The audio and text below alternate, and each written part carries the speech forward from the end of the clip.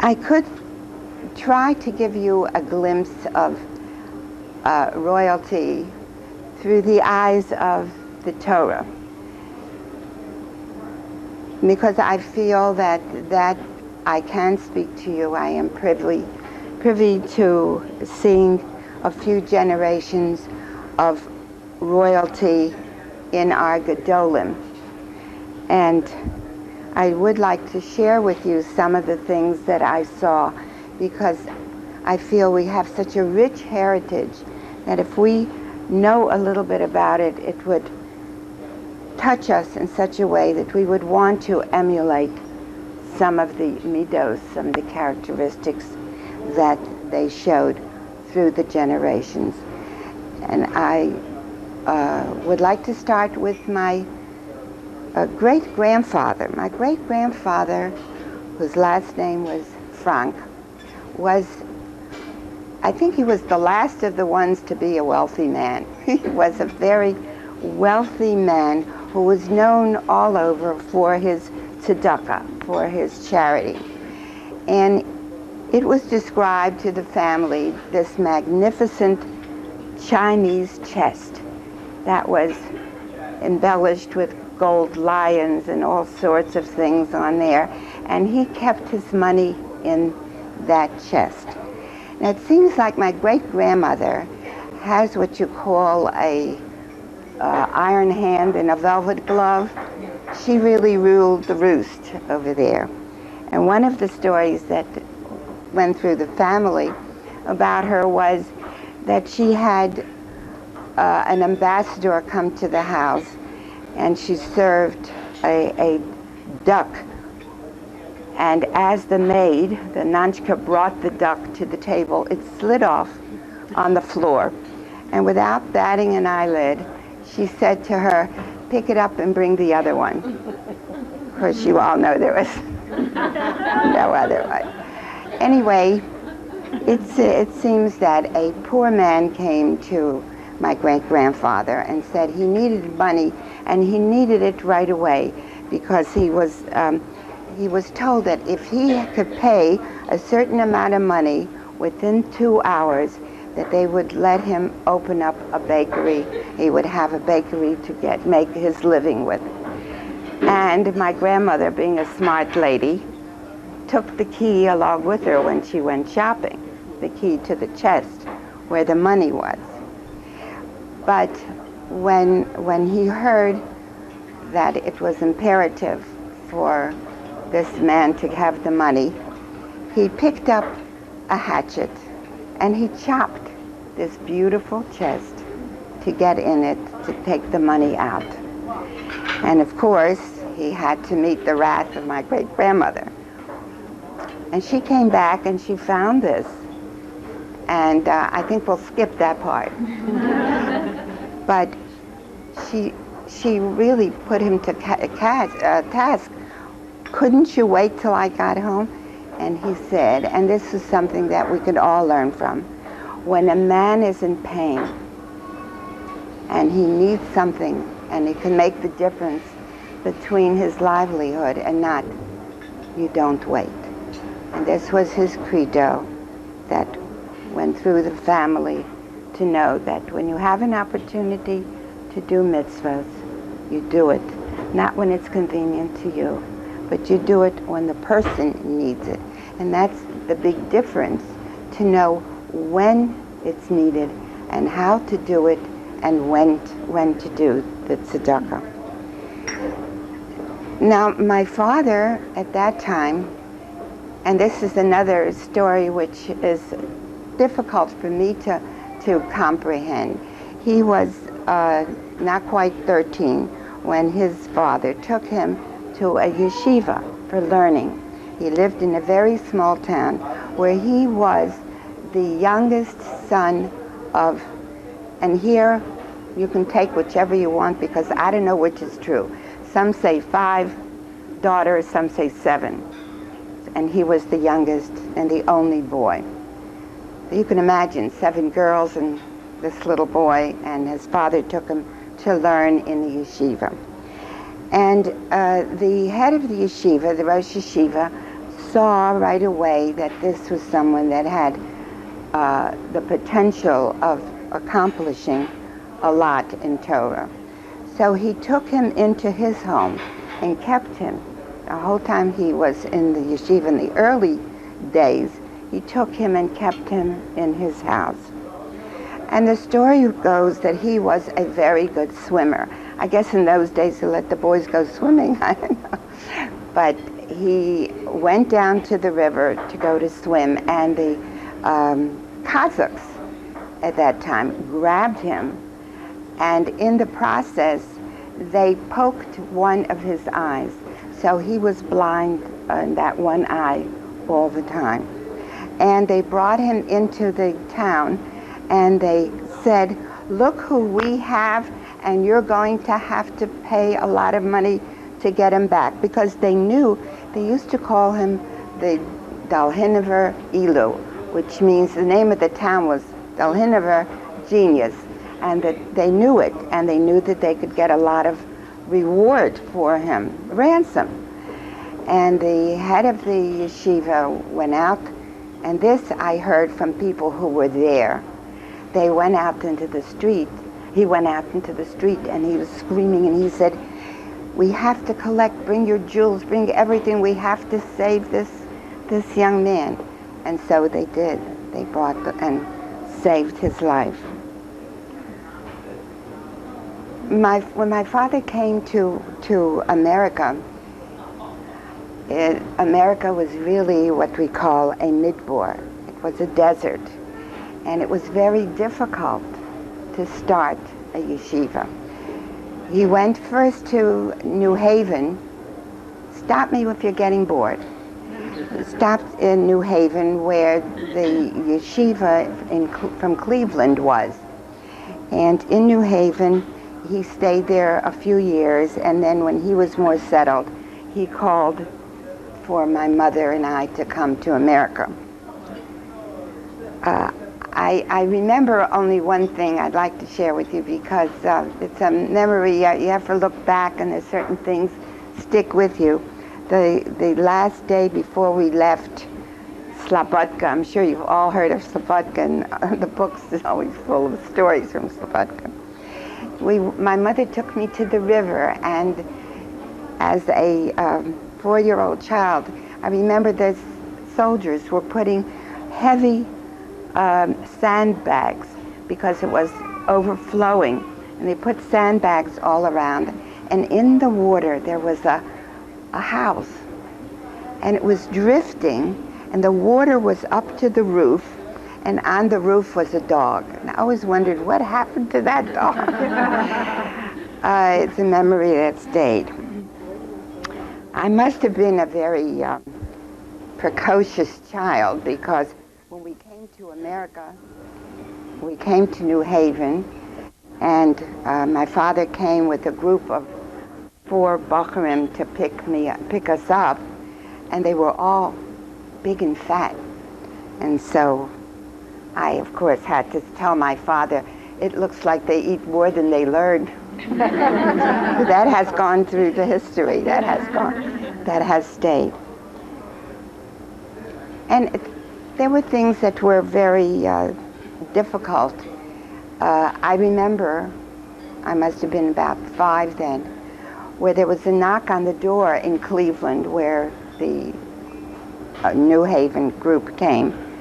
And in walked these tremendously big, it was cardboard cut out, pictures of my father and pictures of different people that were in the yeshiva. It was done to scare my mother, to scare me. And it was done by enemies of people who did not want that the yeshiva should be in Cleveland. And at the same time that this happened, there was a woman that sent my mother presents every week. And every week it was either a used toothbrush or a dirty towel. To get the picture of what was going on. And my mother really took it very, very hard to heart. When we moved to Baltimore, Baltimore was not like this. Baltimore had at that time a little cheder, a little school, downtown in Esquith Street. There was nothing, of course, up here. And my father chose Baltimore for reasons because of my mother, really. He was offered to be the head rabbi in Switzerland. He was offered in Boston. And my mother said, no. Baltimore is a midbar. Baltimore needs a yeshiva. You should have it here. And by the way, she named the yeshiva Ner Israel. That was her name. And I remember as a child, at that time I must have been already 7, when the little cheder that was downtown, who was very worried that they were not going to survive having a yeshiva here in town, moved up to Shirley Avenue, which is in the downtown Park Heights area. And they invited my mother to come and speak. And I remember distinctly, I just came home from school, and there was someone leaning on the doorknob, constantly, just leaning against it. And I went to the door to open it up, and there was my mother. She was wearing a hat, and she was dripping from egg yolks and tomatoes, because people there said, we don't need a yeshiva here, go home, go away. And that invited her to speak. And when she walked in, and then she started to cry. But up to that, she wouldn't show that she would cry. And my mother was the one that started the Ladies Auxiliary here in Baltimore. And she worked very hard.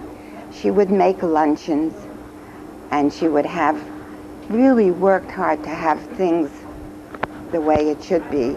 And I remember one year where we went on the porch right before benching licht, and there was a woman sitting on the porch with 2 bags.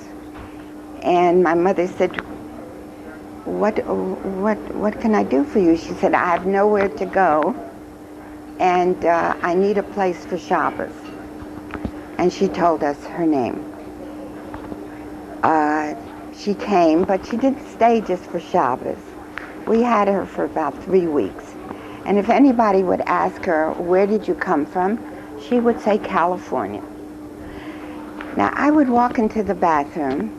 You could close your ears at that point. And I would find her underwear strung up, this lady's underwear strung up all over the place. And at that time, I decided I have to do something to help my mother. So the lady obliged me by being sick. Now, when someone's sick, you have to take care of them, right? But I took such good care of her that she couldn't stand it very much. And she got out of bed and packed her things. And I'll never forget, because my mother had a luncheon in the house for the yeshiva. And Mrs. Namyat came down with 3 dresses on her. She had a long dress, she had a shorter dress on top of that, and another thing on top of that. And she said, she's leaving. And she turned to my mother and she says, Rebbetzens Vision, I have to tell you, I don't come from California. I come from Chicago. So my mother said, then why didn't you say that? She said, because I didn't want to answer any of your questions. And then she left. And they were all, I'm telling you little vignettes to get a picture of our house. We had Rabban Cutler, who you may or may not know was the head of a yeshiva in Lakewood, a big yeshiva in Lakewood. And he was in our house 3 months because I slept in the living room couch, so I know. I want to tell you about this man. He had piercing blue eyes. And when he looked at you, you felt like he could look right into your soul. And I used to go to him and close my eyes and thought maybe he would see something. But he was, and this is something I feel that you should know, he was a man who all Jews to him were Jews. No difference whether they were centrist, they were left, they were right. If they're Jewish, then he would give them such a welcome. Every morning when he came back from shul, he would go downstairs to the mailman, and who happened to be Jewish, and say, "Was macht a Yid? How is a Jew?" This was a man who is portrayed many times now. And maybe I shouldn't say it here, but I'll say it anyway. He's portrayed as being very, very right, and, had blinders or blinkers on both sides, and people quote him as saying this and quoting that. He wasn't like that at all. He was strictly, everybody was the same to him. If you're Jewish, you are a person, and you should be recognized as that. And I think it's important to say this here, because any of the books that you may see about any of the Gedolim, they are written so stupidly that you can't expect a child to even want to emulate, because it sounds impossible. They knew Shas by 3. They never played. They're false. Those books ought to be burnt. And you can quote me, I don't care. They're not real. And I know Reb Moshe Feinstein's children and Rabbi Kamenetsky's children, they all agree with me, because the books are horrible. I once wrote an article in the paper about my father, and the editors sent it to, I believe it was Art Scroll, and they got back an answer that the English was impeccable and the humor was good, but they can't print it because the people in New York like to have their Gedolim on pedestals. And that's the way it was.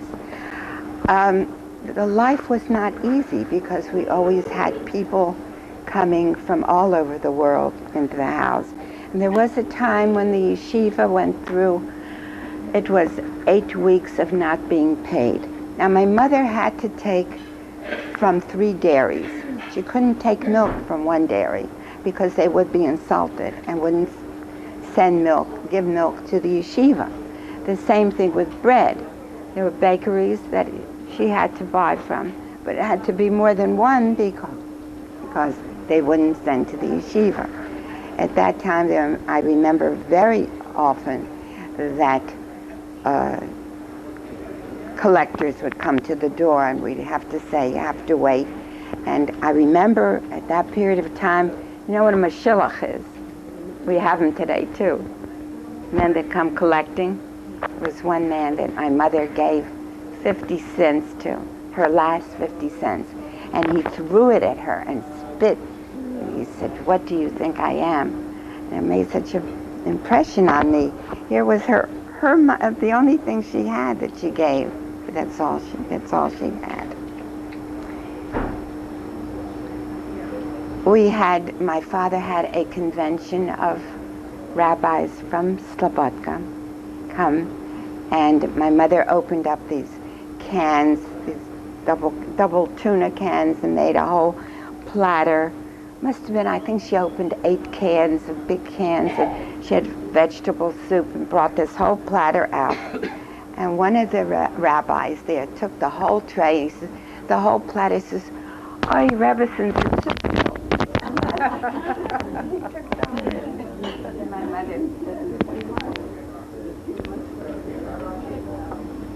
At that time, Rabbi Gold, Dr. Gold, was the president of Mizrahi. He was the head.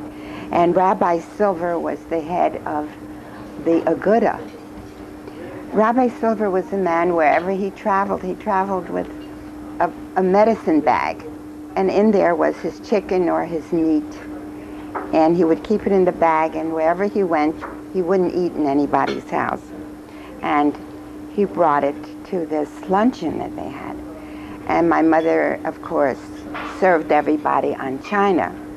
But him, she took out like a parchment piece. They didn't have paper plates at that time. And she put his food on there. And he said, Rebbetzen, everybody you treat so nicely, and me, you give this? And she said, Rabbi Silver, if you don't trust my kashrus, you can't use my dishes. So, at the same time, you should know that this lady wore 3-inch heels and was a smoker, a chain smoker. And the first time that my husband met her, he was shocked when he saw this lady with 3-inch heels smoking. But we got married anyway.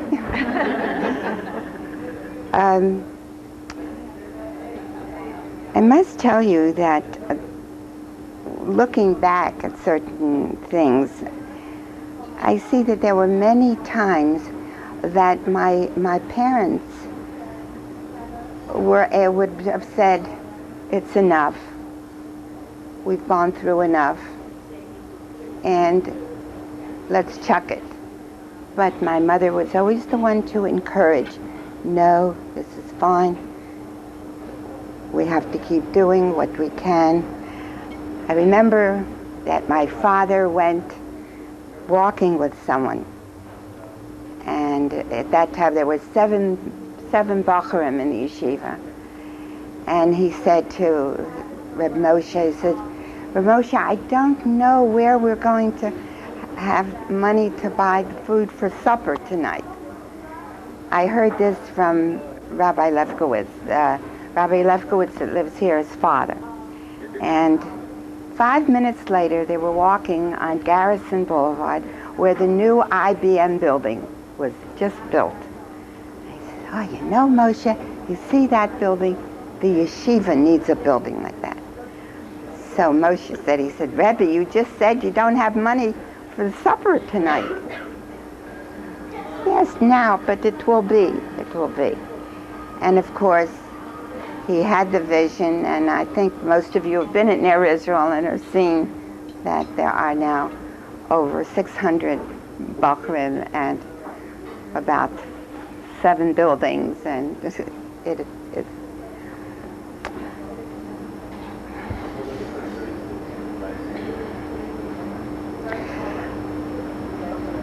it's very hard to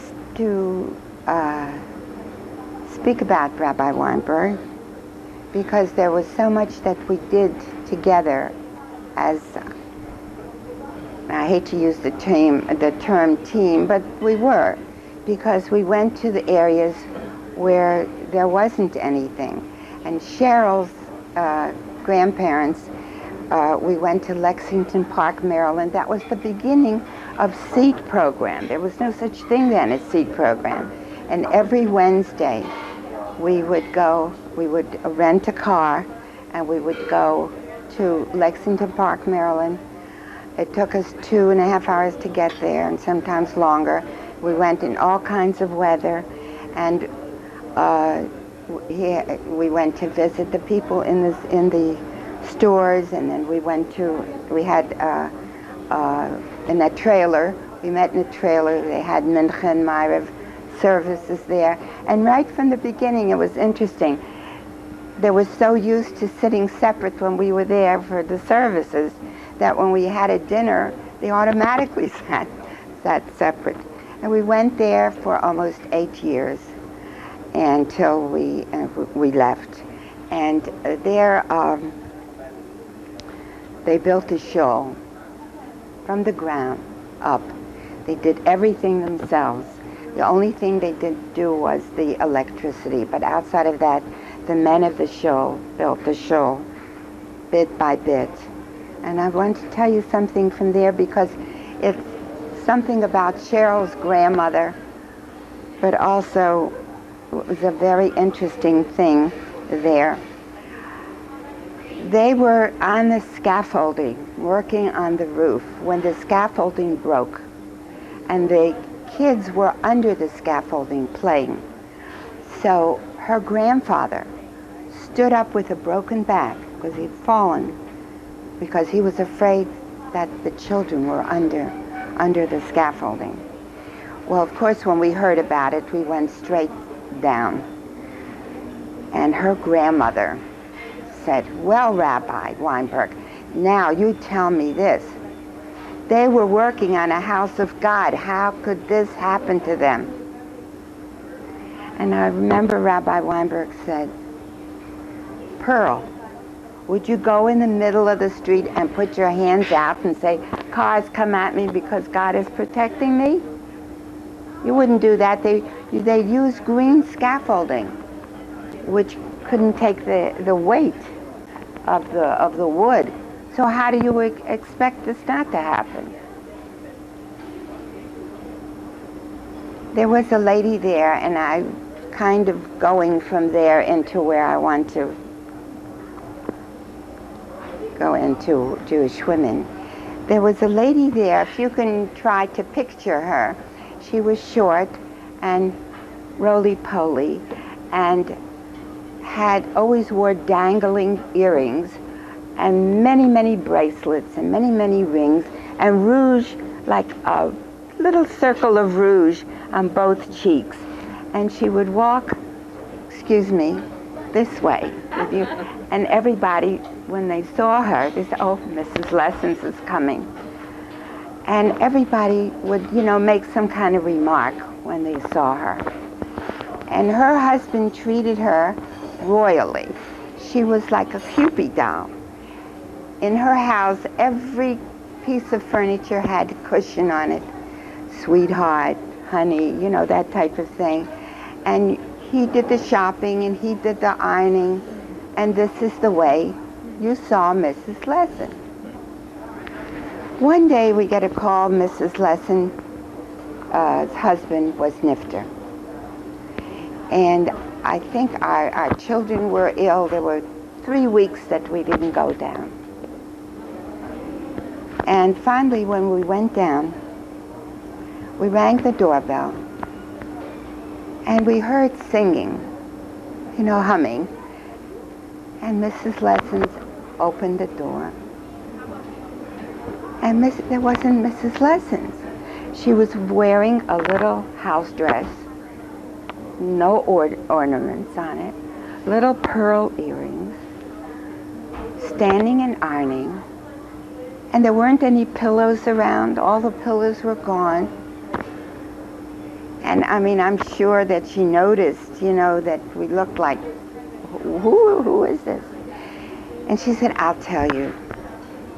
Rabbi and Mrs. Weinberg, I was married for 55 years to my husband, and he wanted a Cupid doll, and therefore I was a Cupid doll.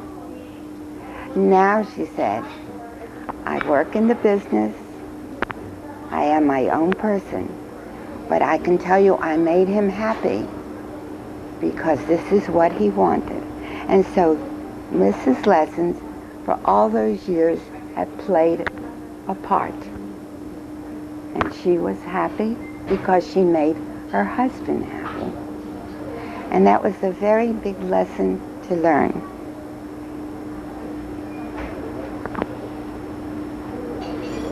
We can talk about women in all kinds of ways, but I think the most important thing for a woman to know is who she is. And for that, I have to ask you to go with me to the Moda'ani, to the morning tefillah. In the morning, no matter if you're religious or you're not, whatever.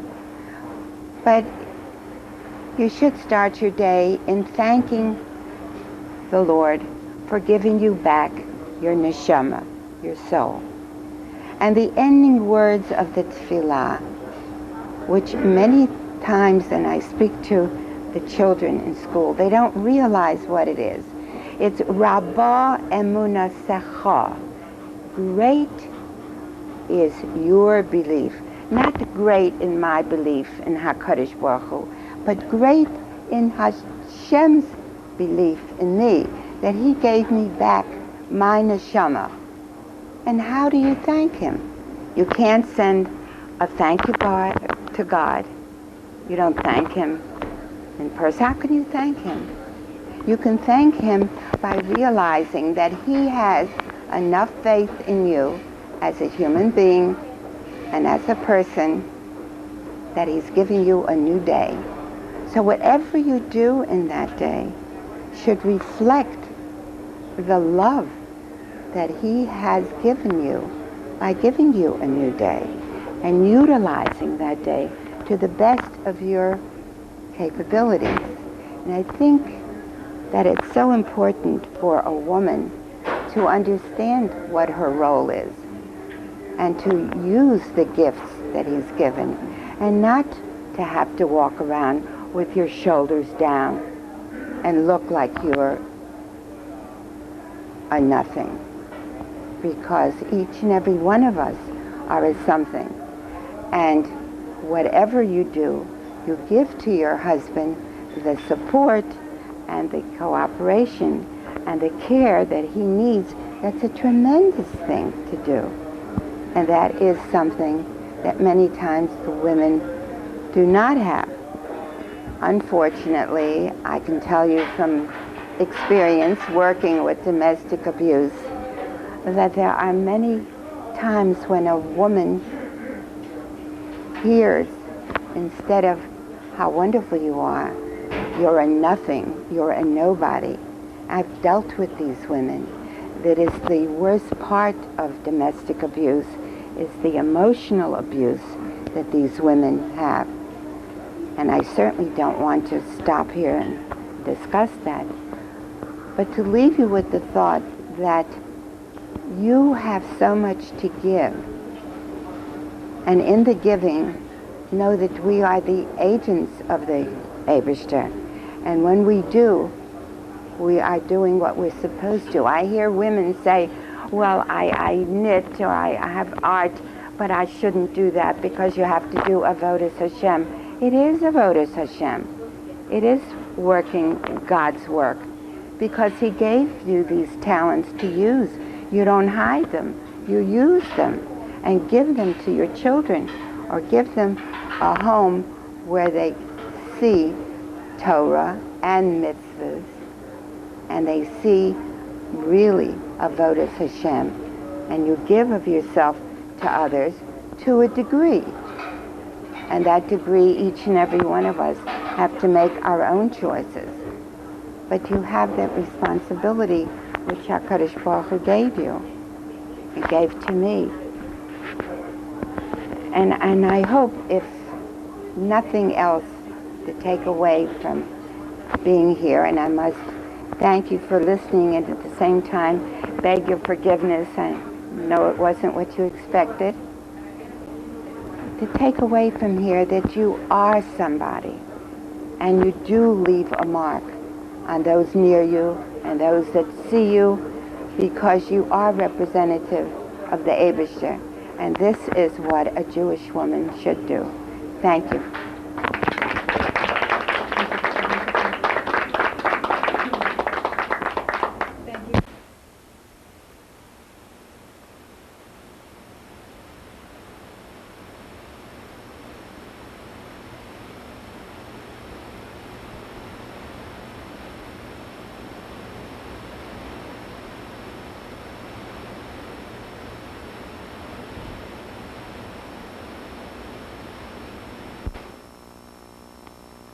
That someone wants to ask about the Rebbetzens talk, which we can.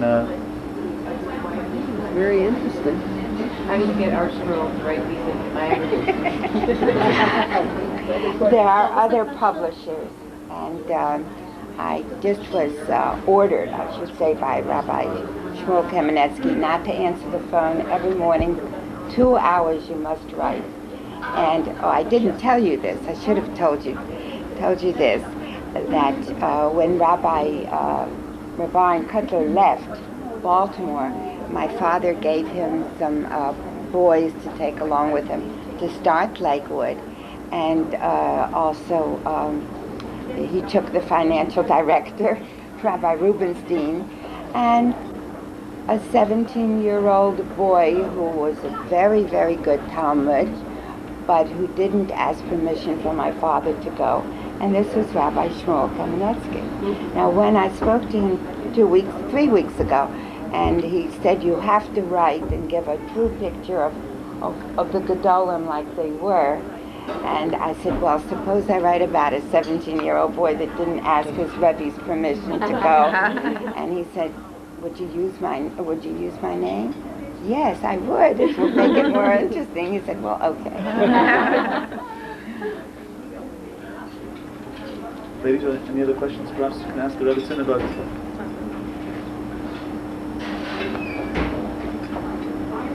Thank you, Rebbetzin, very much for a beautiful, inspiring talk. I don't know if they're shocked or they're ready to go to sleep.